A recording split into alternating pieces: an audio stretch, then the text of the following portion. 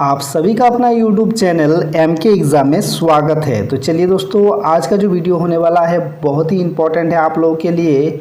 ये जो विषय है आप लोगों का वह है आपका साइंस विषय का। जो चैप्टर है वह है अम्ल, क्षारक एवं लवण।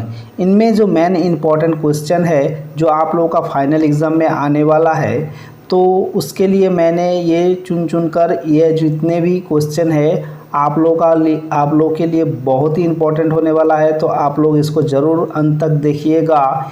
इसमें बहुत सारे अच्छे क्वेश्चन दिए गए हैं जो कि आप लोगों को जानना बहुत ही ज़रूरी है और ये आप लोग का परीक्षा के दृष्टि से बहुत ही इम्पोर्टेंट है। तो यहाँ पर पहला क्वेश्चन क्या दिया गया है यहाँ देखते हैं। उससे पहले कहना है, अगर आप लोग चैनल पर नए हैं तो चैनल को सब्सक्राइब कर लीजिएगा। तो देखते हैं पहला क्वेश्चन क्या दिया गया है। यहाँ पर पहला क्वेश्चन यह है कि अम्ल एवं क्षारक की परिभाषा दे। अम्ल एवं क्षारक की परिभाषा क्या है यहाँ पर आप देख सकते हैं। यहाँ पर है अम्ल के जैसे जो है आपका अम्ल क्या होता है? अम्ल होता है कोई भी खट्टा चीज़ अम्ल होता है, ठीक है। तो अम्ल का परिभाषा आप किस प्रकार देंगे कि अम्ल वह पदार्थ है जो जल में घुलकर H+ आयन देते हैं। अम्ल क्या है? जो घुल जाता है पानी में तो H+ आयन देता है और इसका जो प्रकृति है यह नीले लिटमस पत्र को लाल कर देता है, ठीक है। अम्ल जो है, अम्ल में अगर नीला लिटमस पत्र डुबाया जाए तो वह क्या हो जाता है? लाल हो जाता है। उसके बाद आता है आपका क्षारक। क्षारक की परिभाषा इस प्रकार दीजिएगा। क्षारक का जो स्वाद होता है वो कड़वा होता है और क्षारक का जो आप परिभाषा दीजिएगा इस प्रकार दीजिएगा कि क्षारक वह पदार्थ है जो जल में घुलकर OH- आयन देता है।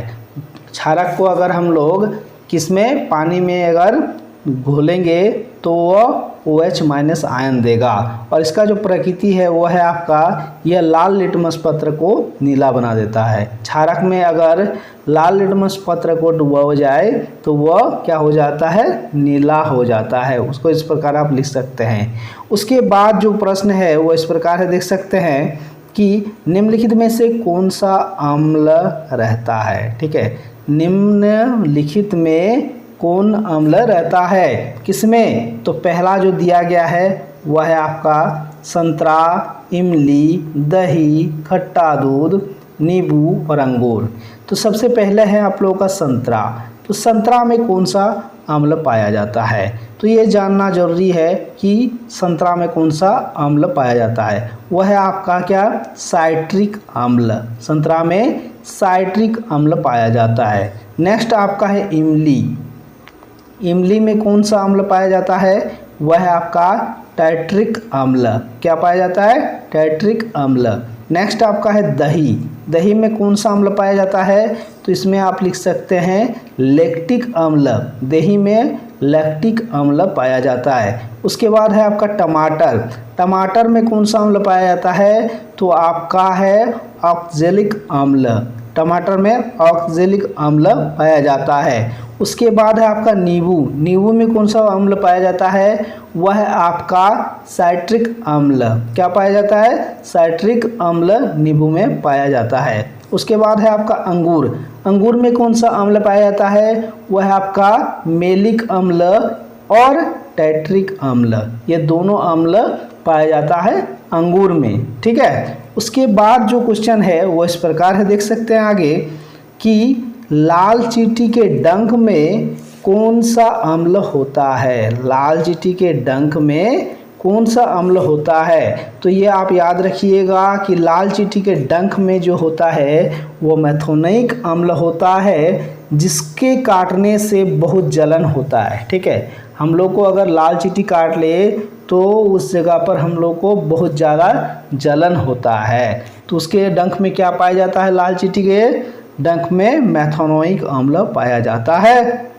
नेक्स्ट आपका जो क्वेश्चन है, निम्नलिखित में से प्रत्येक अम्ल की प्राकृतिक स्रोत क्या है? ये प्राकृतिक स्रोत आपका, ये जो अम्ल है इसका प्राकृतिक स्रोत आपको बताना है। यहाँ पर जो दिया गया है, पहला क्वेश्चन जो दिया है ये किसका?